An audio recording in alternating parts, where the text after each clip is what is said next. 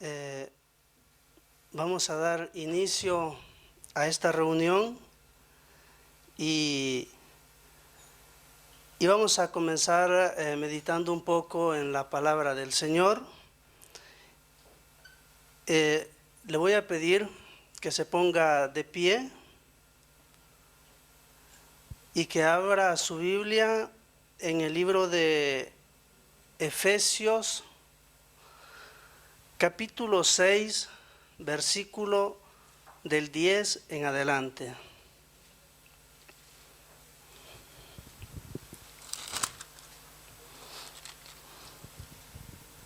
Y cuando lo tenga me da un amén. Vamos a leer hasta el 20. Tiene como título esta lectura La armadura de Dios. Y la leemos como está escrita en el nombre del Padre, del Hijo y del Espíritu Santo. Y dice: por lo demás, hermanos míos, fortaleceos en el Señor y en el poder de su fuerza. Vestíos de toda la armadura de Dios, para que podáis estar firmes contra las acechanzas del diablo. Porque no tenemos lucha contra sangre y carne, sino contra principados, contra potestades, contra los gobernadores de las tinieblas de este siglo, contra huestes espirituales de maldad en las regiones celestes. Por tanto, tomad toda la armadura de Dios para que podáis resistir en el día malo. Y habiendo acabado todo, estad firmes. Estad pues ceñidos vuestros lomos con la verdad, y vestidos con la coraza de justicia, y calzado los pies con el apresto del evangelio de la paz. Sobre todo, tomad el escudo de la fe, con que podáis apagar todos los dardos de fuego del maligno, y tomad el yelmo de la salvación y la espada del Espíritu, que es la palabra de Dios, orando en todo tiempo con toda oración y súplica en el Espíritu, y velando en ello con toda perseverancia y súplica por todos los santos, y por mí, a fin de que al abrir mi boca me sea dada palabra para dar a conocer con denuedo el misterio del Evangelio, por el cual soy embajador en cadenas, que con denuedo hable de él como debo de hablar. Vengamos en palabra de oración y pidámosle a nuestro Padre que Él nos hable y que Él nos instruya a través de su palabra. Padre, te pedimos en el nombre de Jesús, Señor, que nos hables en esta tarde, en esta noche, a través de tu palabra, Dios mío. Te pedimos, Señor, que nos ilumines y que nos ayudes, que nos abras nuestro entendimiento para que podamos entender, Señor, lo que tú nos dices a través de tu palabra, Señor. Queremos decirte, Dios, que te amamos, Señor, y queremos hacer tu voluntad, Dios mío, y por lo tanto necesitamos que tú nos instruyas, Padre Santo. Necesitamos, Señor, la guianza tuya mediante tu Espíritu Santo, Dios mío. En el nombre de Jesús, Señor, te damos las gracias porque tú siempre nos adviertes, siempre nos hablas, Señor. Y si te fallamos, nos amonestas a través de tu palabra, Dios mío. Te pedimos, Padre Santo, que tomes el control de todo lo que se hará, Dios mío, en esta reunión. Que tu Espíritu Santo pueda tomar el control de todo lo que se hará, Padre Santo. En el nombre de Jesús, Señor. Te lo pedimos, Padre Santo. Oh bendito Dios, en el nombre poderoso de tu Hijo amado Jesús. Gracias, Padre, gracias, Hijo, y gracias, Espíritu Santo. Amén y amén. Puede sentarse, mi amado hermano.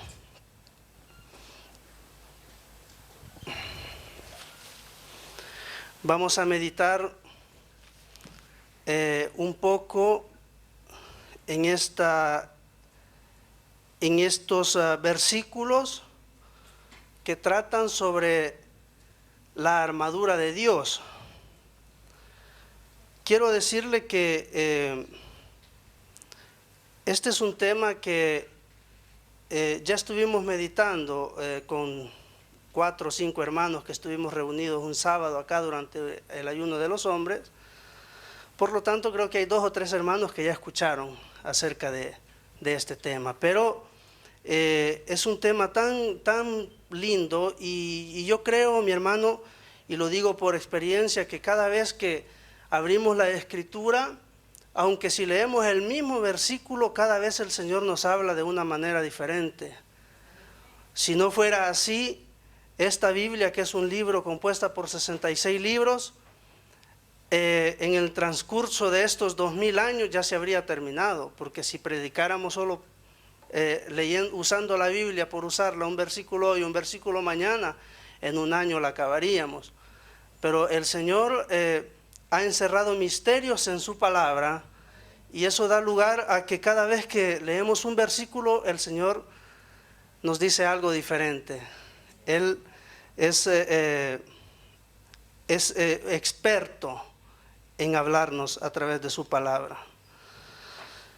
Y comenzamos con este estudio, al cual yo le he titulado, como está escrito en la palabra, la armadura de Dios. En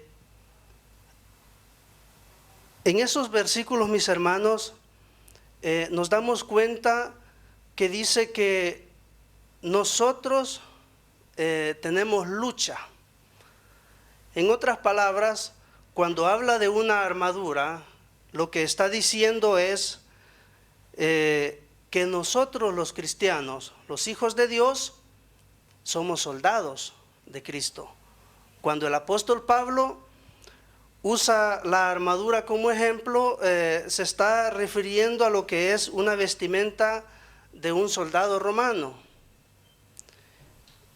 Y cuando él usa esta simbología, lo que está diciendo es que nosotros en Cristo Jesús somos soldados y que estamos, desde que venimos al Señor, en una constante lucha contra el enemigo. Por eso dice que nuestra lucha no es contra sangre ni carne, sino contra principados, contra potestades. Entonces, mi hermano, hay una realidad para el cristiano que no todos hemos hecho conciencia de lo que realmente acontece a nuestro alrededor. Y es que si nosotros le pidiéramos al Señor que nos abriera nuestros ojos espirituales, al menos por un momento, ¿qué veríamos? ¿Qué veríamos si el Señor nos abriera los ojos, como sucedió con el siervo de Eliseo, me parece? No sé si alguien me puede confirmar. Jesse, que se le abrieron los ojos espirituales y vio todo el ejército que estaba a favor de él. Ahora, en este caso, a lo que yo me estoy refiriendo es que si nosotros tuviéramos o nos concediera el Señor la oportunidad de abrirnos nuestros ojos espirituales, acá se está hablando de principados, de huestes. Y es que hay millones y millones de demonios a nuestro alrededor que día a día están tratando de hacernos caer de nuestra fe, de nuestra esperanza en el Señor. Y cada día que pasa, mi hermano, estamos en esa continua lucha. No es que el enemigo viene a pelear hoy con nosotros y mañana no. Nos deja descansar hoy, como es agosto, se va de vacaciones y no viene. No, él siempre está presente. Y viene de día, Él nos ataca mientras estamos despiertos. Cualquier cosa que nosotros estemos haciendo, Él está ahí presente tratando la manera de hacernos algún daño. Él se presenta mientras dormimos. Él viene. Trata la manera de introducirse en nuestros sueños. Trata de afectar nuestra mente a través de los sueños. Y es que ya vamos a ver desarrollando este estudio que todo el ataque del enemigo, el campo de batalla en el que nosotros nos encontramos con él, es la mente. Es la mente la que el enemigo ataca, siempre. El campo de batalla entre Satanás y sus demonios y el cristiano es la mente del cristiano. Y es esa la que más se debe de cuidar. Entonces, debemos de entender que como soldados de Cristo tenemos enemigos que nos atacan todos los días. Y nosotros, aparte que como cristianos podemos vivir una vida tranquila, serena, porque confiamos en Dios. Decía hace algunos días, si Jehová es nuestro pastor, nada nos faltará, y nosotros vivimos y dormimos confiadamente.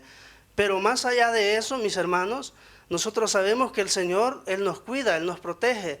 Dice la palabra de Dios que el ángel de Jehová acampa alrededor de los que le temen y los defiende. Pero hay luchas que nos corresponden a nosotros los cristianos pelearlas. Hay batallas que las vamos a ganar nosotros. Y es ahí donde entra en función la armadura de Dios. Si no, Pablo no habría escrito acerca de esta armadura. Vivimos en un mundo espiritual, o mejor dicho, vivimos en un mundo que es más espiritual que lo que nosotros podemos ver con nuestros ojos. Porque lo espiritual, mis hermanos, prácticamente ocupa cada lugar vacío en lo que es el ambiente, el aire. Está todo lleno de demonios. Y hay miles de demonios que están a nuestro alrededor y giran y giran y giran. Y dice la Biblia que él anda como león rugiente buscando a quien devorar. Y si nosotros no nos protegemos y de alguna manera le abrimos un portillo, le abrimos una puerta o le abrimos una ventana en nuestra alma, él se mete y hace desastres con nuestra vida. ¿Cómo impedir todo eso? Con la armadura de Dios. Entonces, nosotros estamos en este mundo espiritual en el cual, le decía, muchos de nosotros los cristianos no nos hemos dado cuenta de esta realidad. Y esta es una realidad que todo cristiano debe de saber, porque cuando nosotros no estamos atentos ni queremos aceptar esto, que tenemos enemigos a nuestro alrededor, nos vamos a descuidar. El enemigo va a venir a atacarnos, y ciertamente que el enemigo no va a venir con un machete a darnos de una vez para que caigamos, sino que él viene y sutilmente se va introduciendo en nuestra vida. Sutilmente, de una forma gradual, nos vamos enfriando, el culto nos va pareciendo cada vez más aburrido. Cuando nosotros venimos a reaccionar, mis hermanos, que para esto el enemigo puede tomarse hasta un año de tiempo, pero alrededor de un año, cuando nosotros nos venimos a dar cuenta, ya no estamos en el terreno de Dios, ya nos salimos y estamos pisando el terreno del enemigo, porque él con sus estrategias sutilmente nos hace cambiar de dirección. Dejamos el camino de Dios y comenzamos a caminar en el camino del enemigo. Ahora, este mundo espiritual como es espiritual, es invisible. El enemigo ha tratado muchas formas de hacerse mostrar. El enemigo ha ha usado muchas estrategias para poder atirar el hombre, el ser humano, hacia este mundo espiritual. De hecho, hay hombres que tratan la manera de introducirse en este mundo espiritual, y esto a través de la lectura de las cartas, a través del horóscopo. Hay cristianos, yo me di cuenta hace tiempo en el Facebook, viendo algunos perfiles de cristianos, o por lo menos dicen ser cristianos, pero que consultan el horóscopo. Y el horóscopo es algo satánico. El horóscopo tiene que ver con la hechicería. La astrología es algo satánico, algo que Dios siempre prohibió al pueblo de Israel a introducirse en ese mundo desconocido. Y las personas que leen el horóscopo, mis hermanos, aunque si vienen a la iglesia, aunque si piensan estar bien con Dios, déjeme decirle que necesitan venir al Señor, pedirle perdón y permitirle al Señor que Él les pueda limpiar de esto, porque introducirse en un mundo espiritual al ser humano nos parece una broma, nos parece algo que no daña, pero cuando nosotros tratamos la manera de invadir ese terreno espiritual, hay miles de demonios que si nosotros vamos a ese terreno, ellos acceden a nosotros. Por lo tanto, el cristiano no debe de involucrarse en ninguna de estas cosas. En mi país se escucha bastante acerca de ir a hacerse limpiezas a los curanderos. Las personas van y para tener suerte van y piden limpiezas. Hay personas que se enferman y en vez de ir a la farmacia a comprarse una aspirina, van donde el curandero. Y esas son formas con las que el enemigo ha tratado la manera de demostrar un poco lo que es el mundo espiritual. A través de estas cosas atira a las personas, al ser humano, y muchas veces en este jueguito caen aunque cristianos. Y hay mucho cristiano que lee el horóscopo simple y sencillamente porque no le han dicho que es malo. El cristiano nuevo debe de ser instruido en todo esto. Otro modo en el cual Satanás trata la manera de mostrarse al ser humano es a través de los vicios. Todo vicio hace que el hombre se vaya introduciendo en un mundo espiritual. La droga.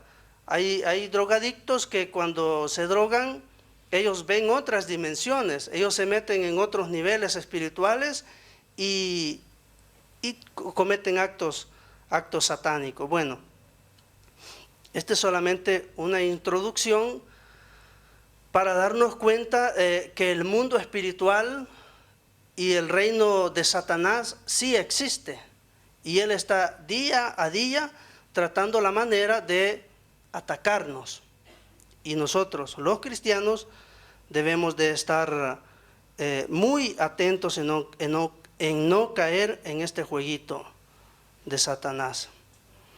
Vamos a iniciar a meditar versículo por versículo.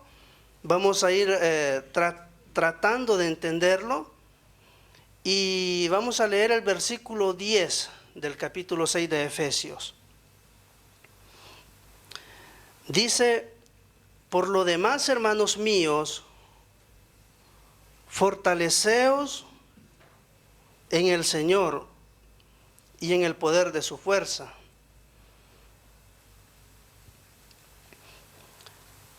Cuando Pablo dice fortaleceos en el Señor, está hablando de meterse adentro de una protección. Yo creo que algunos de ustedes, o a lo mejor todos, se acordarán cuando el pastor en sus prédicas a veces ha explicado qué es una fortaleza.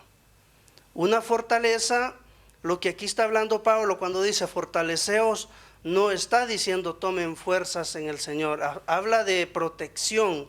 Una fortaleza era un lugar, una ciudad amurallada.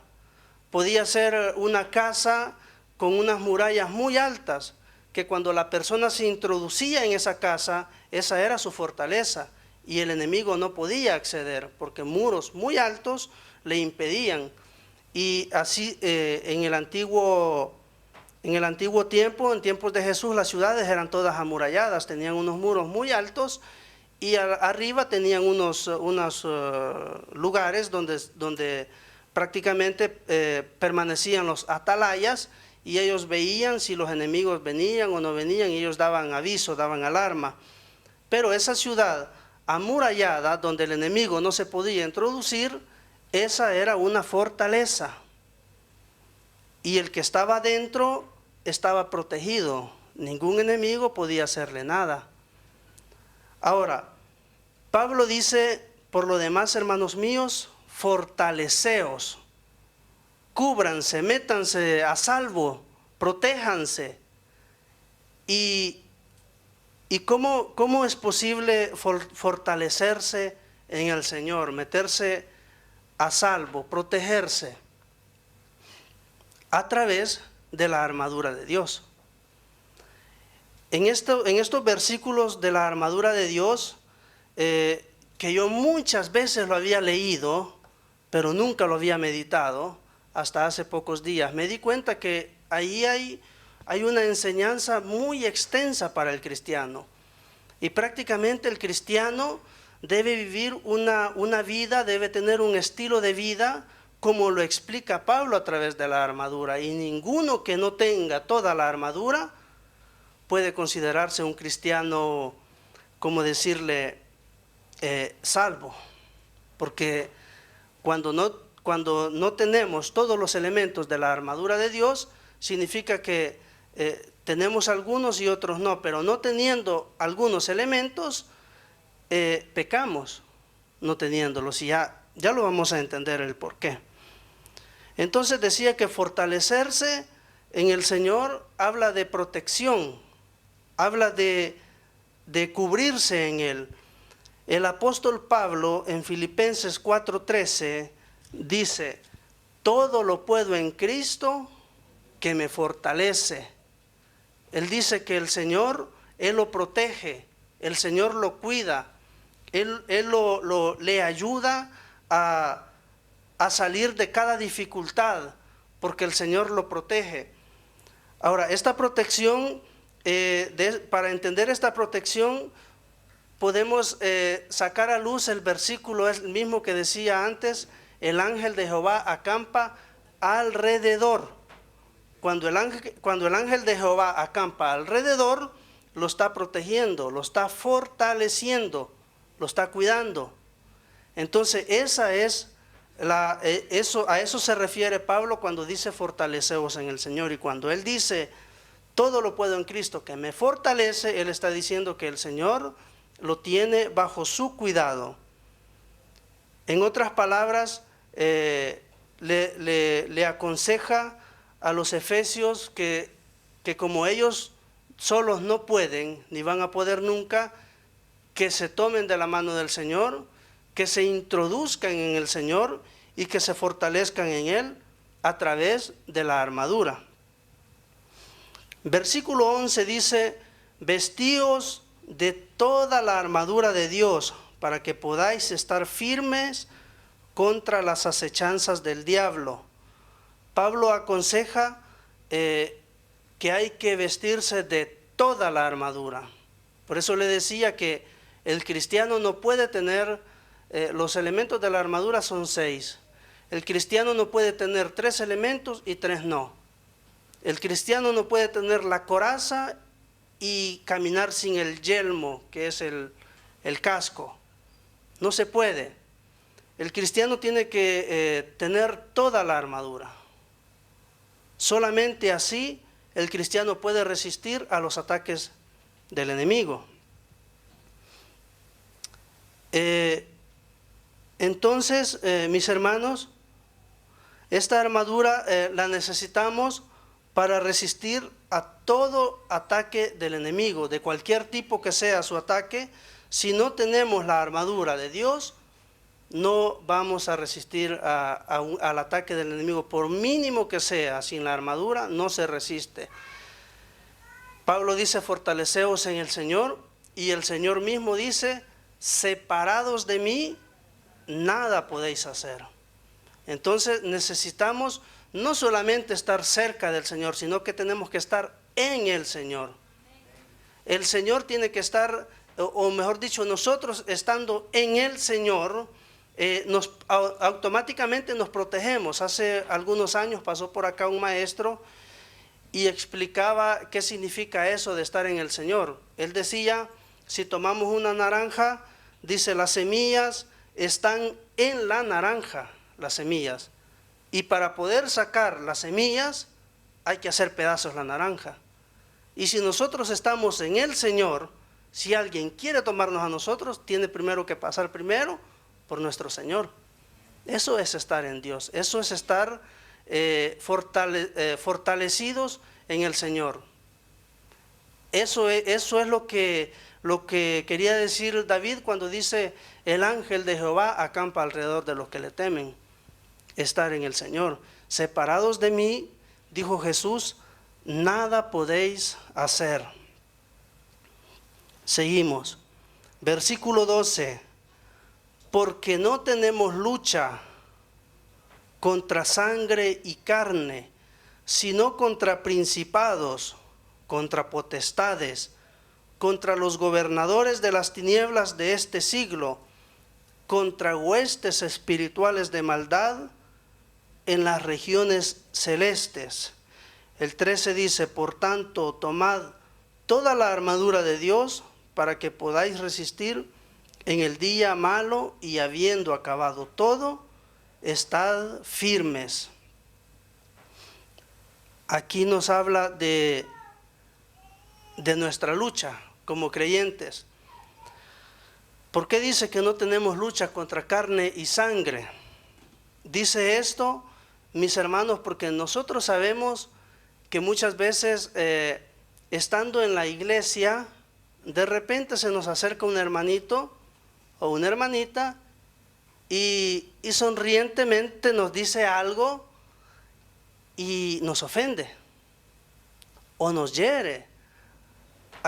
Una palabra dicho por uno de nuestros hermanos nos puede herir profundamente. Y nosotros nos enojamos, nos podemos enojar con nuestro hermano, con nuestra hermana, nos podemos enojar con el diácono, nos podemos enojar con el líder que nos viene a decir: hermano, por favor, pásese adelante. Y a veces nos pasamos, pero haciéndole una carita desagradable. Y eso, mis hermanos, no es correcto, no es de cristianos. El cristiano debe de someterse unos a otros. El Señor ha impuesto orden en el pueblo de Él. Hay líderes, hay cristianos, líderes, y hay toda una jerarquía. Si hay un líder que está por encima de mí, si yo digo ser cristiano, tengo que someterme. No puedo absolutamente resistirme o desobedecer. Eso me vuelve un desobediente y me vuelve un rebelde.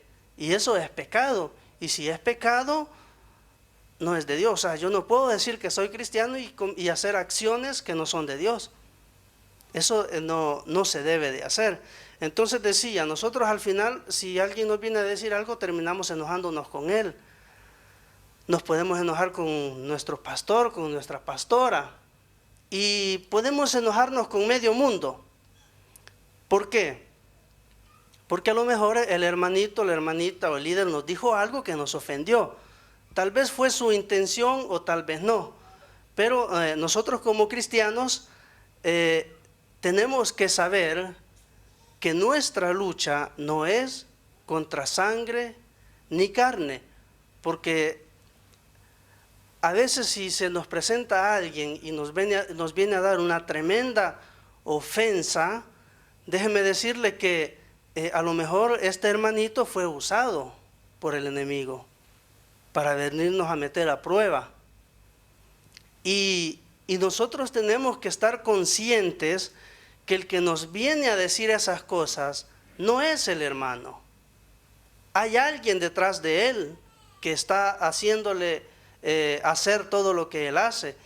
Y no nos engañemos de que nosotros los cristianos no nos dejamos influenciar por el enemigo para ir a ofender a otro hermano. Sí lo hacemos.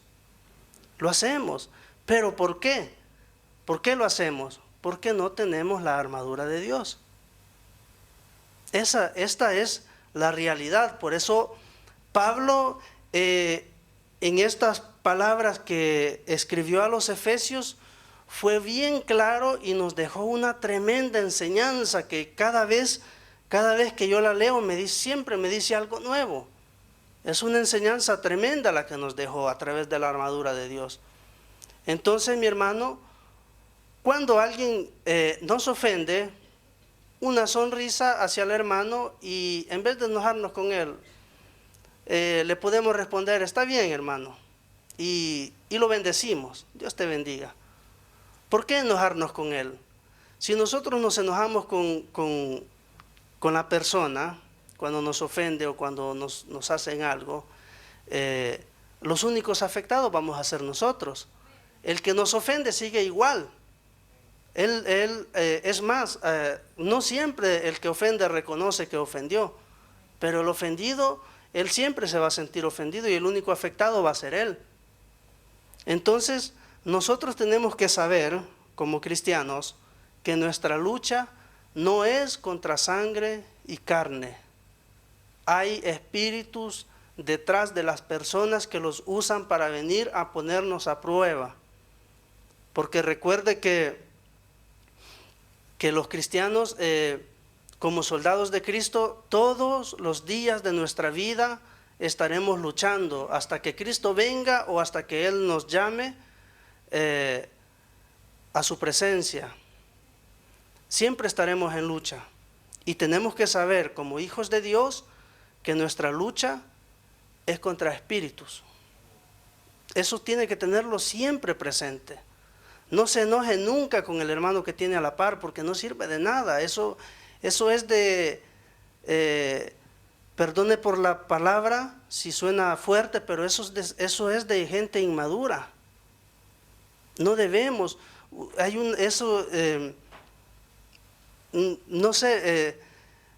una cosa que bien difícil que a mí me acontezca, y es que me enojen. Eso es bien difícil. Se está riendo mi esposa. Es bien difícil que me enojen. Aunque mi esposa, es bien difícil que me enoje. Porque he entendido que enojarse con las personas o con uno mismo, eso nos cambia el genio, nos cambia nuestro estado. Dios dice que cuando nosotros venimos a Cristo, Él nos introduce en una vida abundante. Él dijo: no he venido para condenar al mundo, sino para que el mundo sea salvo por Él, por Jesús. Dice Juan 3, 16 y 17, vino para dar vida y vida en abundancia. ¿Cuál es la vida abundante? La vida abundante es la vida tranquila, la vida serena, la vida de paz. Nosotros fuimos llamados a vivir en paz. No existe que el cristiano viva angustiado ni viva enojado. No existe. Y lo vamos a ver porque la armadura habla de todo esto. Entonces, mis hermanos, nuestra lucha no es contra sangre ni carne. Así es que no nos pongamos a discutir con nuestros hermanos, porque no es así que funciona. Seguimos leyendo.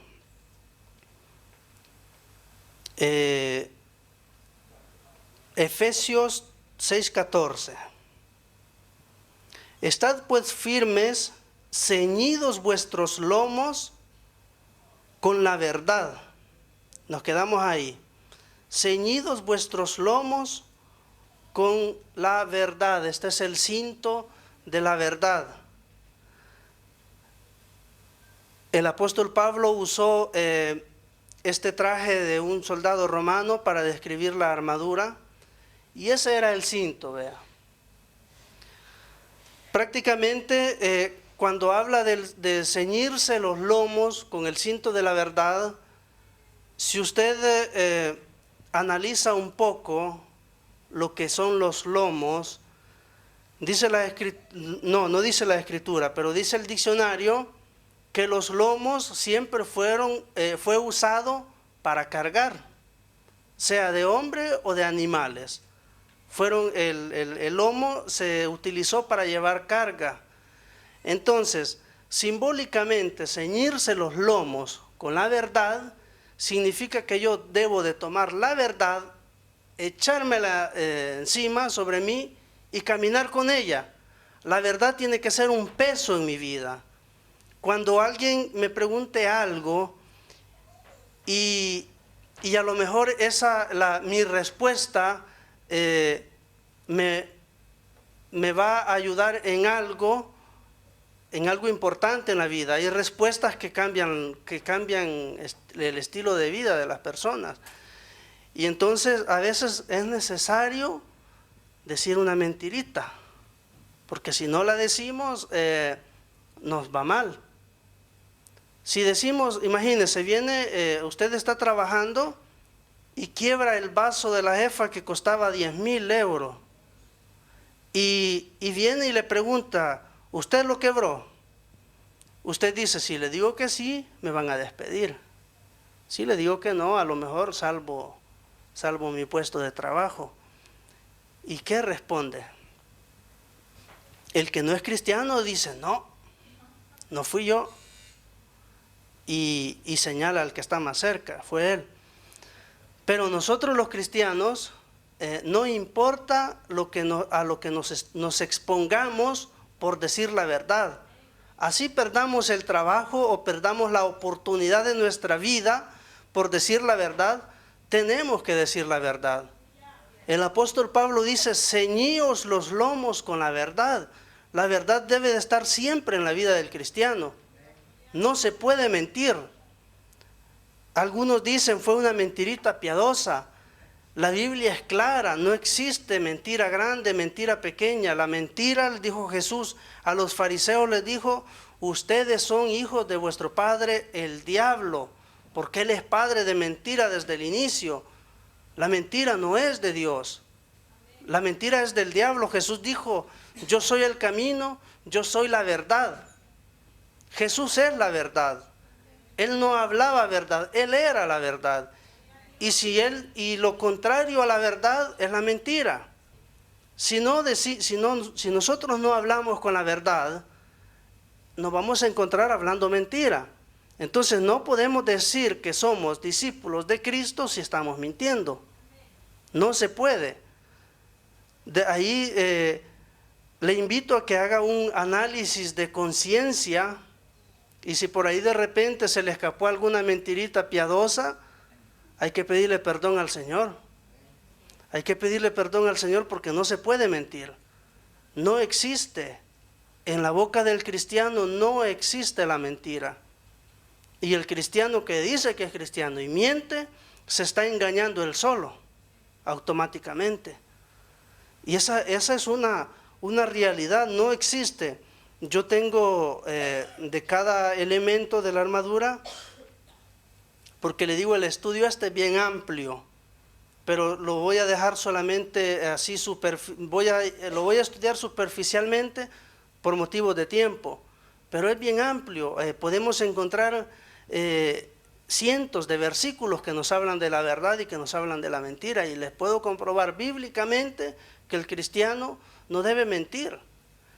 El cristiano en su boca debe estar siempre la verdad, y no puede decir que es cristiano si miente. No se puede, no existe. Ahora, dice, estad ceñidos vuestros lomos con la verdad y vestíos con la coraza de justicia. La coraza era más o menos así, la coraza que usaba el soldado romano. ¿Para qué servía la coraza? La coraza servía para proteger los órganos vitales del individuo. Le protegía el corazón, los pulmones. Prácticamente si el enemigo venía a quererle meter la espada en el corazón, no podía porque tenía la coraza. Pero le decía, es necesario que el cristiano tenga toda la armadura de Dios, porque si el cristiano tiene la coraza y no tiene el yelmo, que lo vamos a ver más adelante, se va a dar cuenta que no le puede meter la espada en el corazón, pero sí le puede cortar el cuello de un machetazo. Entonces no se puede, el cristiano no puede tener un elemento y uno no se puede. La protección completa del cristiano es toda la armadura. Pablo dijo, toda la armadura. Entonces la coraza servía para proteger al individuo, al soldado. Pero dice la coraza de justicia. Ustedes deben de saber, mis hermanos, que al pueblo de Dios siempre en la Biblia, desde el Antiguo Testamento, a los hijos de Dios se les llama los justos. Lo habrán oído, que se le llama los justos. ¿Por qué se les llama los justos a los hijos de Dios? No es un título más, porque nosotros seguimos siendo los justos hoy en día, pero vamos a ser justos si hacemos justicia.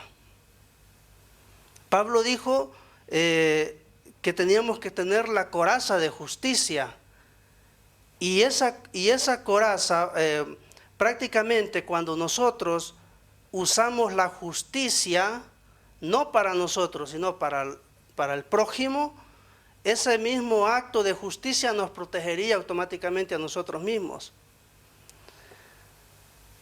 Si leemos el Salmo 1:6,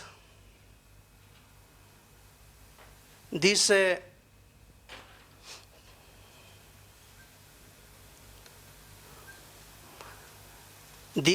porque Jehová conoce el camino de los justos, mas la senda de los malos perecerá. Salmo 33:1. Alegraos, oh justos, en Jehová, en los íntegros es hermosa la alabanza.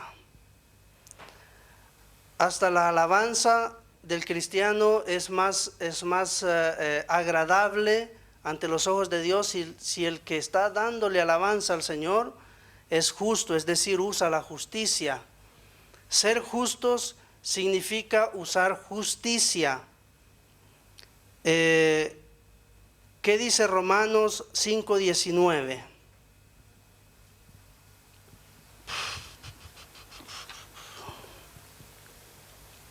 Porque así como por la desobediencia de un hombre los muchos fueron constituidos pecadores, así también por la obediencia de uno los muchos serán constituidos justos.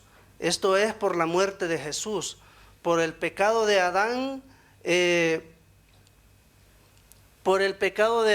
el hombre fue constituido un pecador, pero por la muerte de otro, dice, es decir, Cristo, fuimos constituidos justos. Ahora, Jesús murió para hacernos justos a nosotros, porque Él es justo, nosotros venimos a ser justos en Él. Pero esto no significa de que nosotros vamos a ser siempre justos por la muerte de Cristo.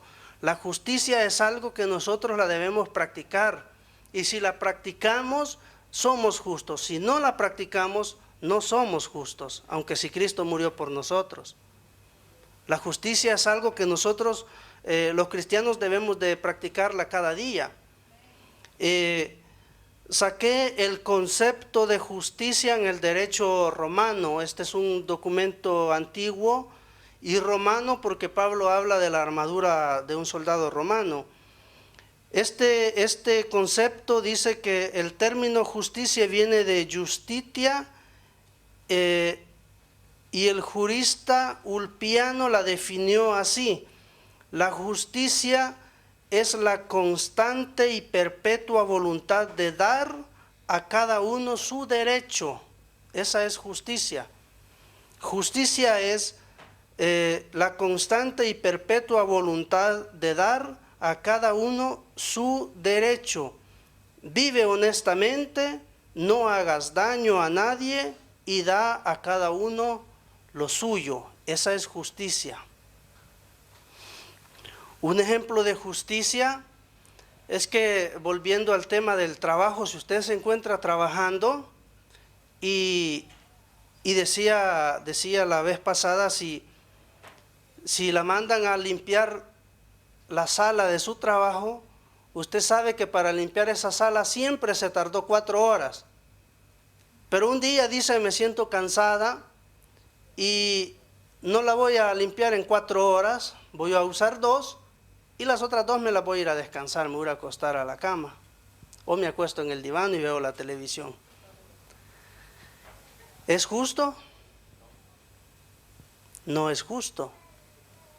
Porque si le pagan 4 horas, debe trabajar 4 horas, aunque si está cansada. Esa es justicia, dar a cada uno lo que es de él, lo que le corresponde. Si a mí me contrataron para hacer un determinado trabajo, debo hacerlo tal y como me lo pidieron. Y dice la Biblia que nosotros los cristianos, cuando trabajamos, debemos de trabajar como para el Señor. No debemos de pensar nunca que estamos trabajando para ese viejo hijo de tal, dicen algunos. No se debe pensar. Estamos trabajando, los cristianos lo hacemos, claro, el trabajo nos lo da el Señor para nuestro propio beneficio.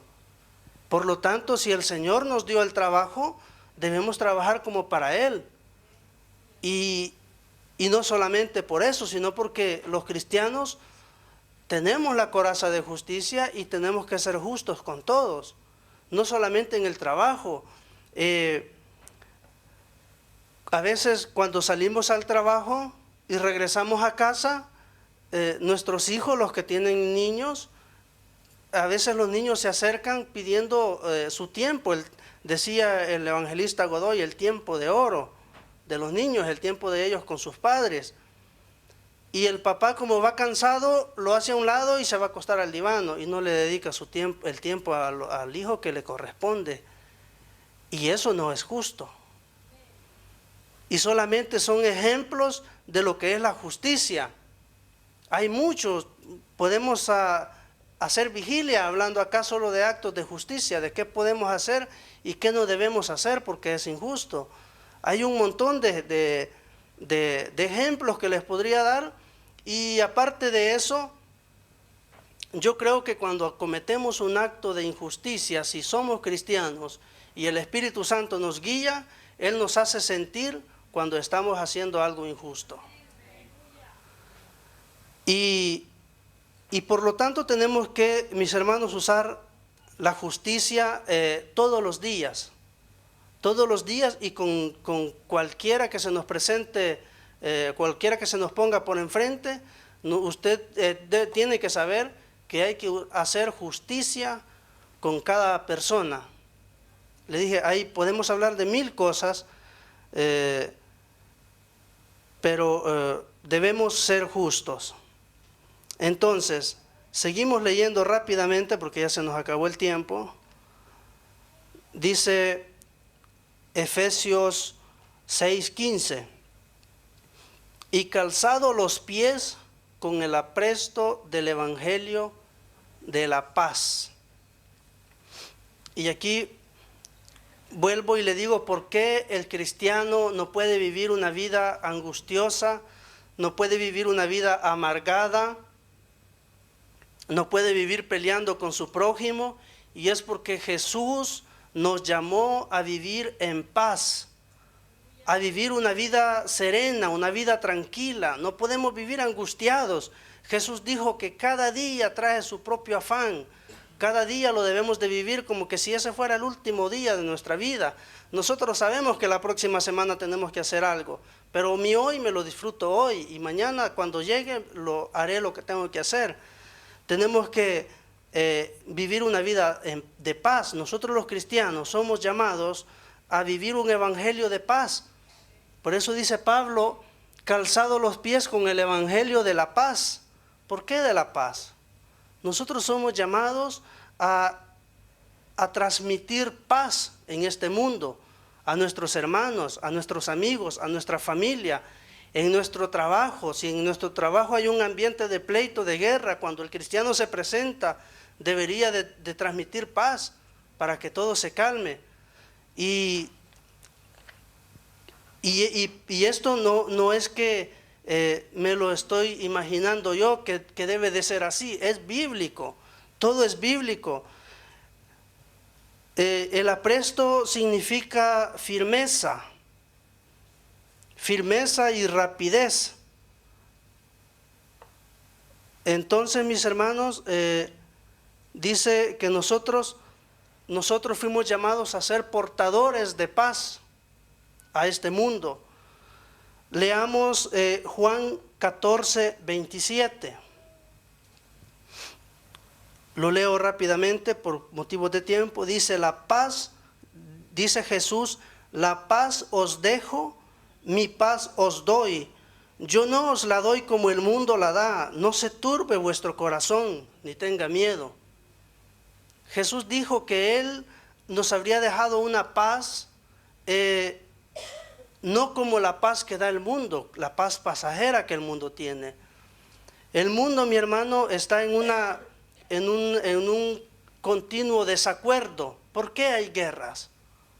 Porque todo mundo quiere conquistar, todo mundo quiere ser más grande que el otro y vienen guerras, hay desacuerdos, no hay paz. Cuando el cristiano en vez es llamado a vivir todo lo contrario de lo que es una guerra. Vivir en paz, en amistad con los hermanos, en amistad con el prójimo. Jesús dijo que Él nos dejaba la paz. Entonces somos llamados a ser portadores de paz. ¿Y por qué el calzado? El calzado, mi hermano, porque representa el caminar.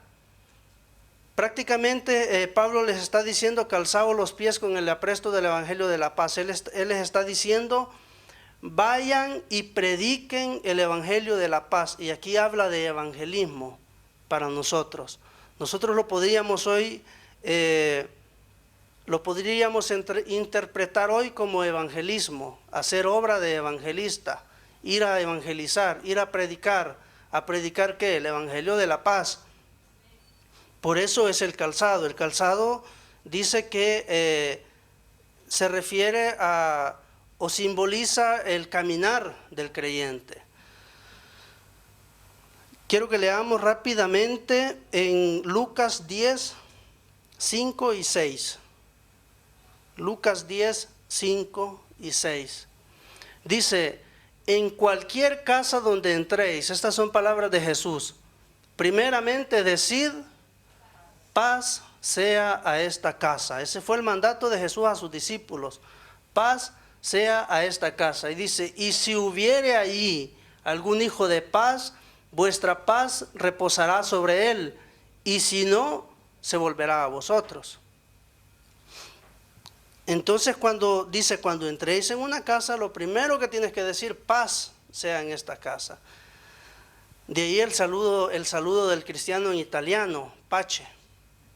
Nosotros lo hicimos un poco diferente, Dios te bendiga, que es bueno. El saludo italiano es más fiel a lo que es el mandato, pace. Porque ese fue el mandato de Jesús, dice, cuando llegas a algún lugar, di paz. Cuando Jesús resucitó y se presenta a sus discípulos, Él se presenta y les dice paz.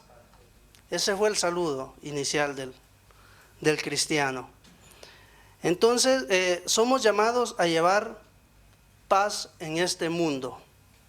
Debemos vivir en paz con todos y debemos transmitir paz, debemos predicar el evangelio de paz. Sigamos. Versículo 16, Efesios 6.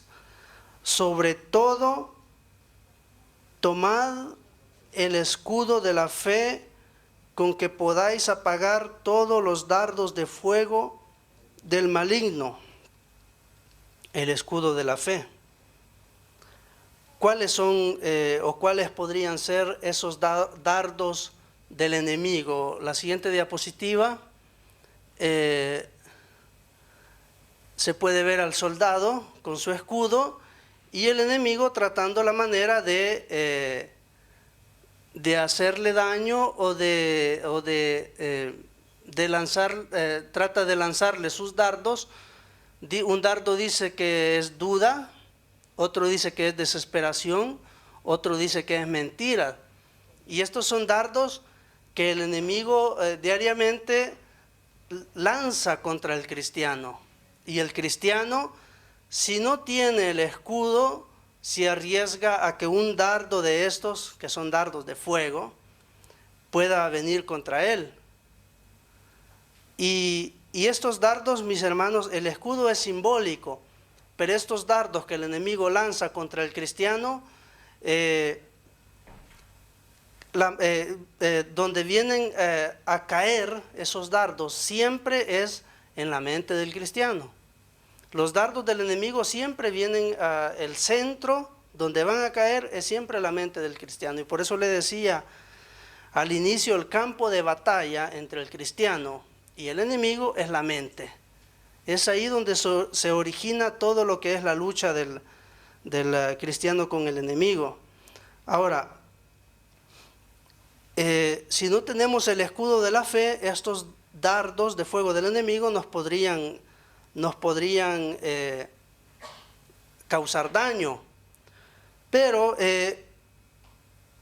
buscando en la Biblia, me di cuenta que este escudo del cual el apóstol Pablo habla en estos versículos, ya se hablaba antes de ese escudo en el Antiguo Testamento.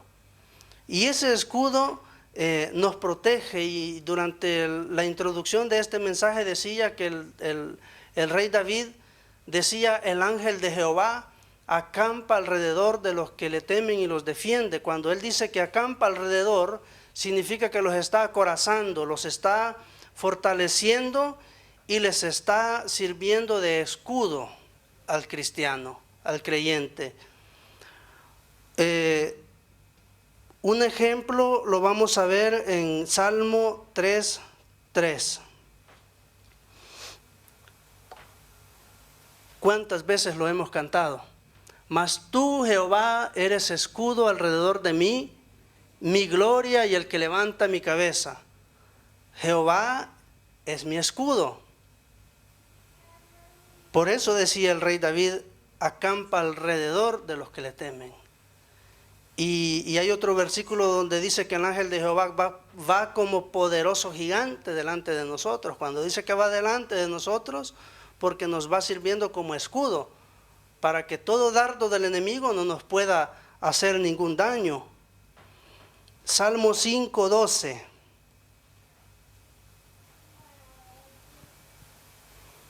Porque tú, Jehová, bendecirás al justo. Fíjese, aquí habla del justo, mire. Como un escudo lo rodearás de tu favor.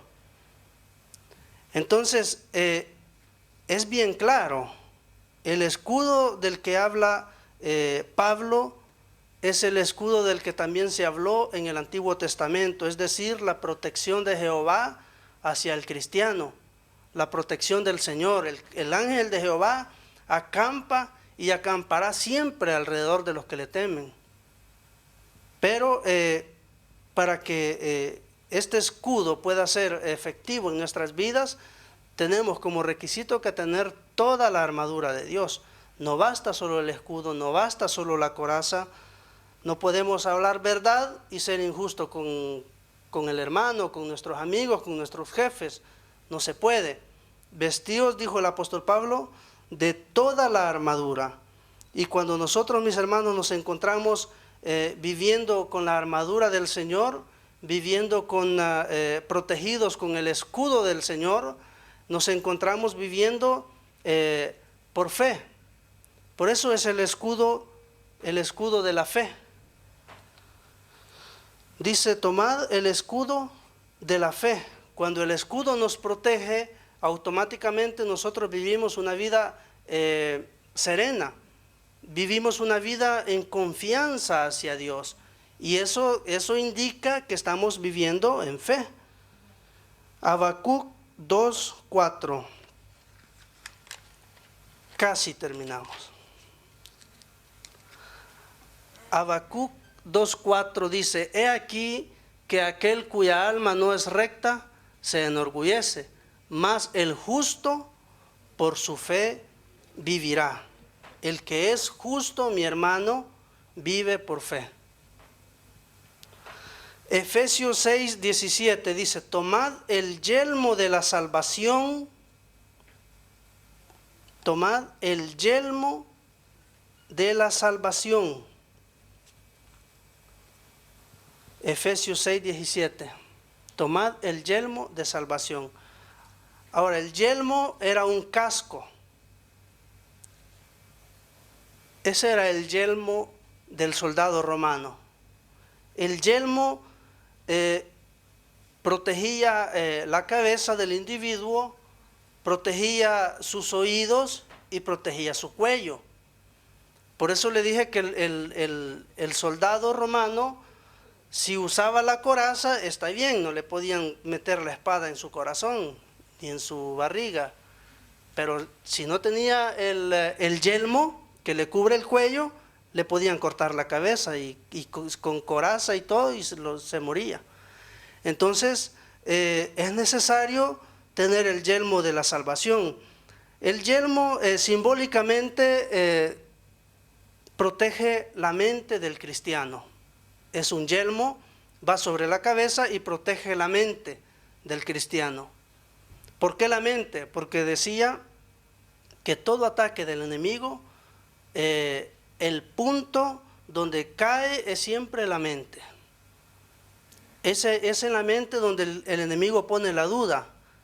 Es en la mente donde el enemigo viene y te pone los malos pensamientos. Te dice, mira, yo creo que a aquel hermano le caes mal. ¿Has visto cómo te mira? Y a uno, mi hermano, eso es una realidad, no es cuento. Nosotros a veces nos vamos de aquí, en vez de ir contentos y bendecidos, nos vamos enojados. Y tal vez se nos cruzó un mal pensamiento, pero esos malos pensamientos son dardos del enemigo. Cualquier cosa que cruce por nuestra mente o por nuestra cabeza son dardos del enemigo. Si no son buenos, son del enemigo. Los pensamientos buenos, esos vienen de Dios. Pero los pensamientos malos, esos son dardos del enemigo. Y para poder resistir a todo eso, es necesario tener el yelmo de la salvación.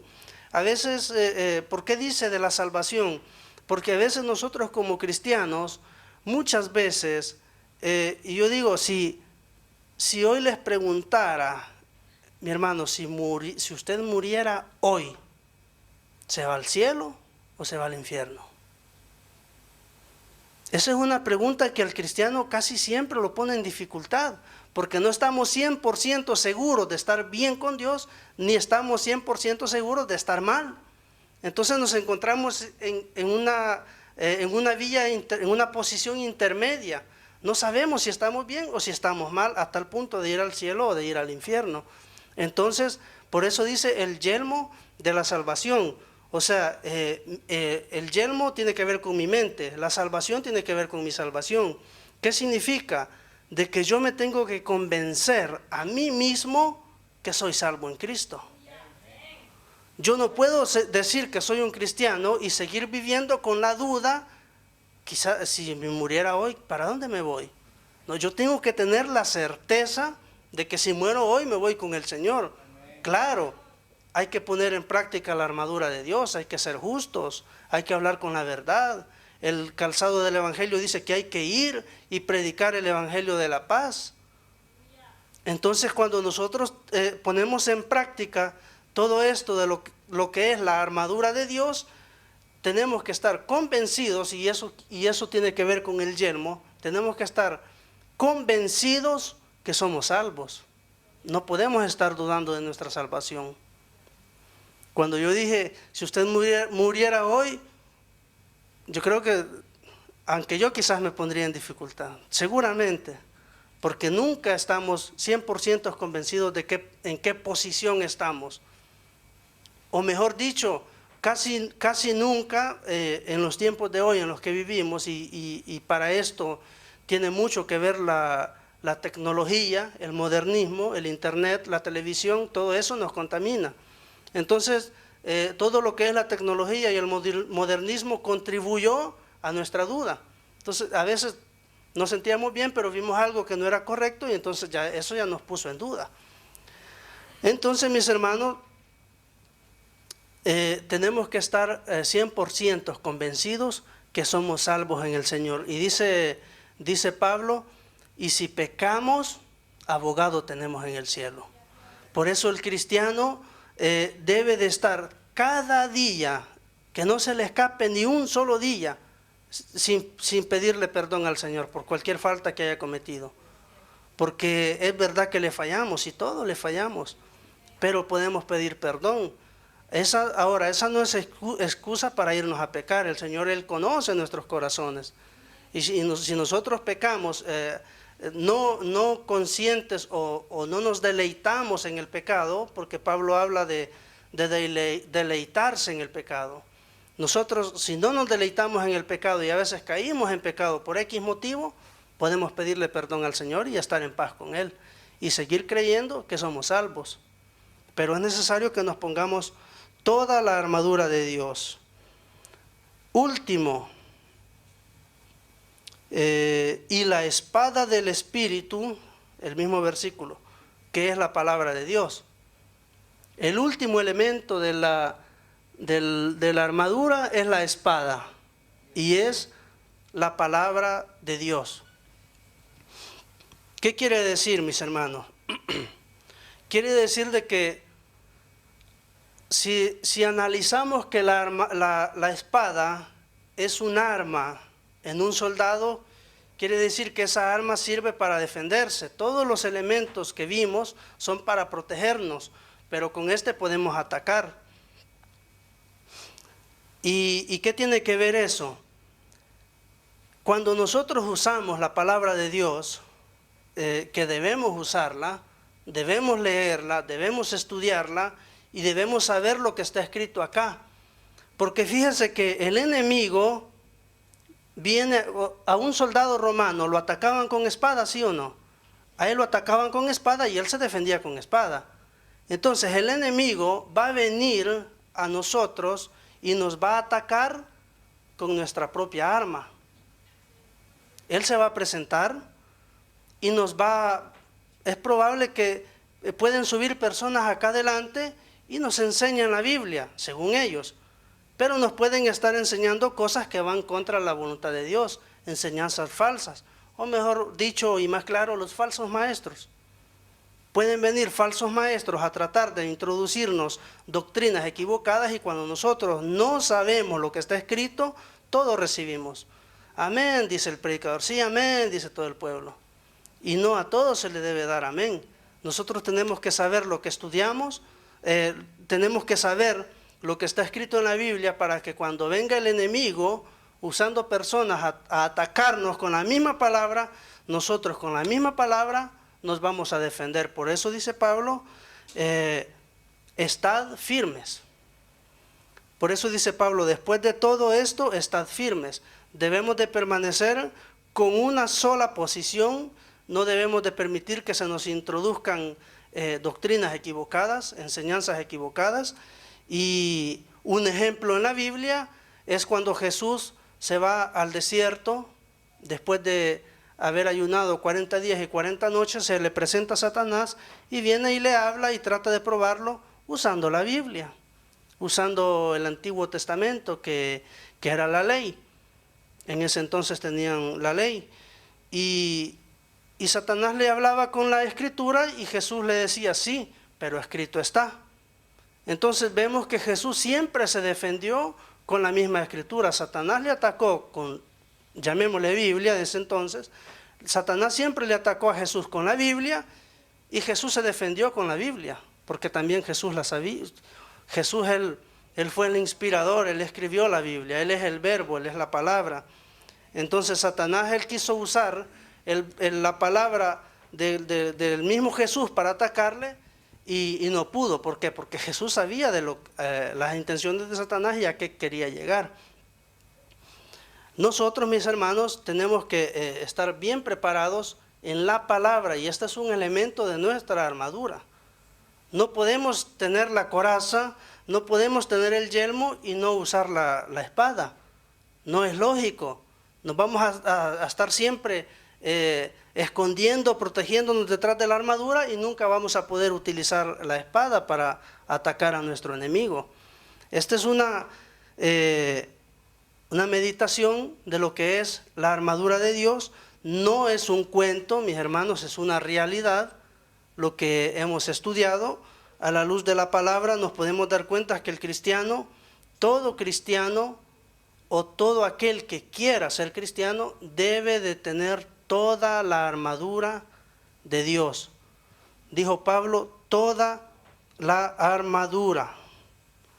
Vamos a ir culminando con este pequeño estudio y leo los últimos 3 versículos. Dice: orando en todo tiempo con toda oración y súplica en el Espíritu, y velando en ello con toda perseverancia y súplica por todos los santos y por mí, a fin de que al abrir mi boca me sea dada palabra para dar a conocer con denuedo el misterio del Evangelio, por el cual, dice Pablo, soy embajador en cadenas, y que con denuedo hable de él como debo hablar. Y Efesios 6:13, para cerrar, dice: por tanto, tomad toda la armadura de Dios para que podáis resistir en el día malo, y habiendo acabado todo, estad firmes. Una última cosa que le quiero decir es que el día malo llega para todo cristiano. Y en ese día malo, si no tiene la armadura o no tenemos la armadura de Dios, corremos peligro. El día malo a todo cristiano le llega. Y cuando llega, debemos de estar preparados. Amén. Vamos a pasar a la oración en estos minutos que quedan. Y yo le quiero pedir, mi hermano, que si después de haber hecho un análisis de conciencia usted se considera que tiene algo de qué pedirle perdón al Señor, que vengamos con confianza delante, seamos transparentes delante de Dios. No pensemos en lo que puede decir nuestro hermano. Si yo le he fallado, con toda libertad le puedo decir: Señor, es verdad, te fallé, perdóname. El Señor nos perdona. Pero no piense en lo que si alguien le va a escuchar o qué va a decir. Recuérdese que su lucha no es contra carne ni sangre. Nuestra lucha es espiritual. Y toda esta lucha, mi hermano, el objetivo de esta lucha es no hacerlo ir al cielo. Eso es lo que el enemigo quiere, no dejarlo ir con el Señor. Eso es lo que él quiere con toda su lucha. Pero nosotros tenemos un solo propósito: irnos con el Señor. Así es que le invito a ser transparente con el Señor, sincero. Y para la oración llamo a mi hermano Reinaldo, que él estará dirigiendo la oración. Dios le bendiga, mi hermano.